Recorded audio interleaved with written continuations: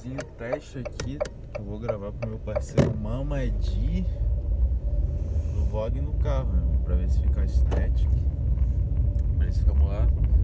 Corridinha curta, Cristo Rei Cabral, só pra não perder o costume. E pô, o tema que a gente vai falar vai ser desindustrialização, se é benéfico ou não. O Mamadi vai me dar o parecer. E já para gerar conteúdo, é benéfico? Depende, né? Depende por qual ótica você está avaliando o benefício disso. Eu vou tomar como exemplo aqui o caso brasileiro, né? Falar sobre desindustrialização e se isso é bom ou não para o nosso país. Então, assim,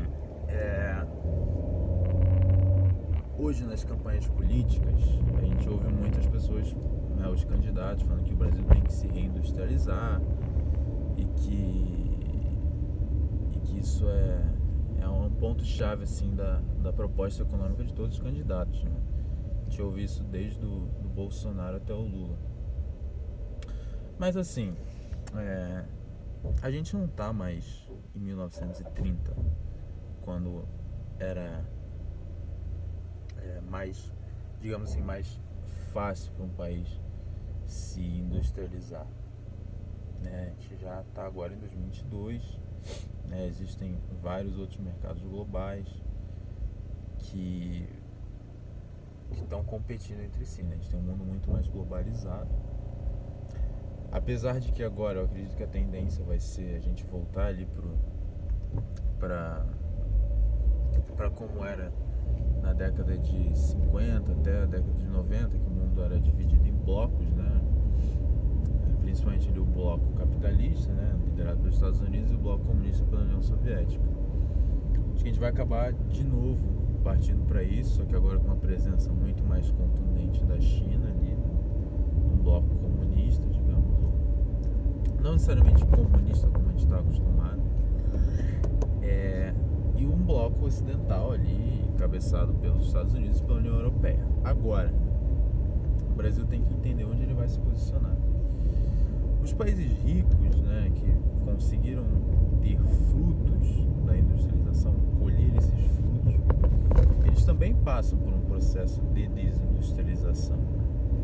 Só que a diferença é que esses países agora, eles estão tendo frutos e estão investindo em criação de produtos de alto valor agregado, né?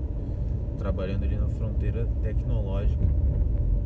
E a gente pegar como exemplo ali, os Estados Unidos hoje já não produz tanto quanto ele poderia produzir, em função principalmente da ascensão da China, né, que traz diversas vantagens competitivas. Eu acho que a mais notória seria o valor da mão de obra, né? É muito caro você produzir, por exemplo, um carro hoje nos Estados Unidos, né, em comparação com produzir um carro chinês, por exemplo, ou dentre outros manufaturados.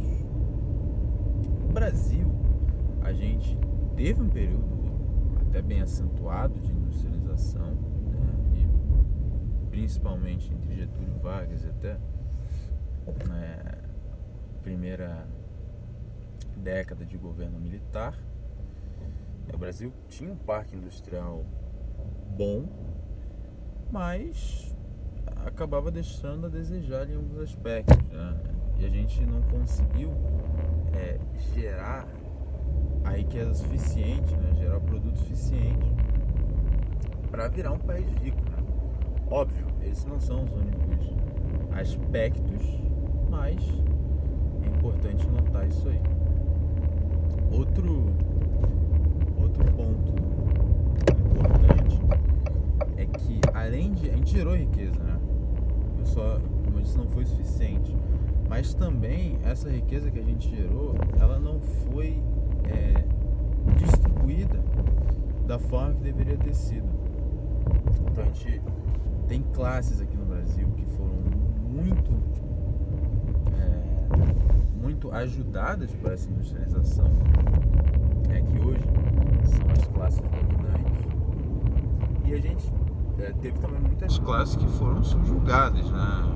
Hoje a gente vê muitas pessoas negras vivendo em condições ruins, principalmente em favelas, né? Eu acho que o caso mais notório ali é o urbano, é o do Rio de Janeiro, e as pessoas não tiveram oportunidade, por exemplo, de ter uma educação de qualidade. Exemplo, outro país que era mais pobre que a gente na década de 80 e tinha um parque industrial até irrisório comparado com o brasileiro, era a Coreia do Sul, né? Só que lá foram tomadas medidas completamente diferentes das medidas tomadas no Brasil. E hoje, dentre outros fatores, a gente vê a Coreia como um país muito mais rico que o Brasil, né, em termos per capita, né? A Coreia, o padrão de vida do sul-coreano é muito diferente do brasileiro, muito melhor. E o do brasileiro tá estagnado há um tempo, piorando, né, devido à pandemia também,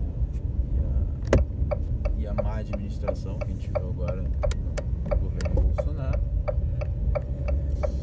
Então, assim, concluindo o vídeo, né, primeiro vídeo aqui no canal, a reindustrialização no Brasil é boa? Ao meu ver, não. A gente perdeu o timing. Agora, a gente não consegue mais, na minha opinião, disputar com os países asiáticos, que tem uma mão de obra muito barata, e não consegue acompanhá-los. Outro ponto: o Brasil deveria investir na produção daquilo que ele está fazendo bem, que é alguns produtos de alto valor agregado. A gente devia investir todo o nosso potencial nisso, né? E não em outros fatores. Tá. O vídeo está acabando, tô chegando em casa, foi um trajeto curto, como bem falei. E esse vídeo aqui é privado pro Mamadi, porque o moleque é meu empresário. O moleque é meu empresário, filho, não tem jeito, caralho. Tinha vaga aqui, tá? O moleque é meu empresário. E o que ele falar, meu irmão, tá falado. Vou só fazer a baliza, que pai, a pequena baliza. O maluco deu uma moral.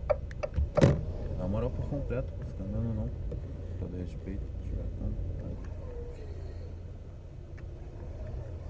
Caralho, sentei o carro, tá? Pô, estaciona muito bem, mano.